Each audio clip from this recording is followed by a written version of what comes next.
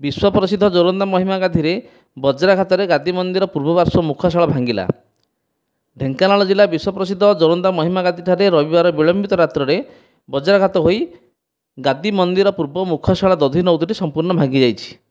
आज 23 तारिख सकाळ 6 घंटा समय जोरंदा अंचलवासी खबर पाई घटनास्थल में पहुंची प्रभुंकर मंदिर परिसर में मुखशाला देखा सहित आलोचना करुछंती। महिमा सन्यासी सूत्र जणाଯାଇଛି जे घटना समय एते जोर रे आवाज होइतिला जे गादी मंदिर दायित्व थिबा रामदास गोटे कान को ठीक शुभु नाही।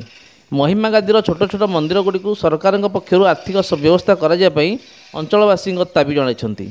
बाबा आपण परिचय मु रविनारायण नाथ घर मोर नाटिमा महिमा धर्म दीक्षित। कौन कहे आम सका शुणिलु गादी मंदिर पूर्वकर मुखशाला तो दधि नदी संपूर्ण भांगी वज्रपात भांगी जाइए कौन कहे बहुत दुखर कथा गुड़ाक मैं गादी महान गादी मंदिर मुखशाला भांगी जा बहुत दुख कल। परिचय समीश्वर जोरंदा प्रतिशत प्रधान।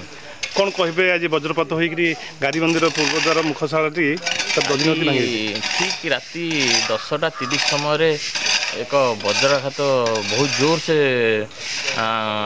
समस्ते भी शुणा पाई मु भी शुणा पाई आमर पूर्व मंदिर मुख्य मंदिर पूर्व दिगर मुखशालार दधि नौती को मंदिर गादी मंदिर पूरा पूरा खंड विखंड हो जाए आप देखुए आम अनुमान करमर आर्थिक अभाव ये सब घटी कौन दाबी रही सरकार को अनुरोध करुचे आमर जिते सब अच्छी ये छोट छोट मंदिर सब आमर ये करागले आर्थिंग करागले आमर सेटा आउ ये सब घटना घटिया देखिए आप देखुए मझे भी दिखाड़ हो जाए तेणु कहले भी भी गली पाई जापे ये मझी तेणुक आम अनुरोध करूँ सरकार को मोहनमारी सरकार को अनुरोध करुँ आम आर्थिक व्यवस्था करागले मंदिर सुरक्षित रहा।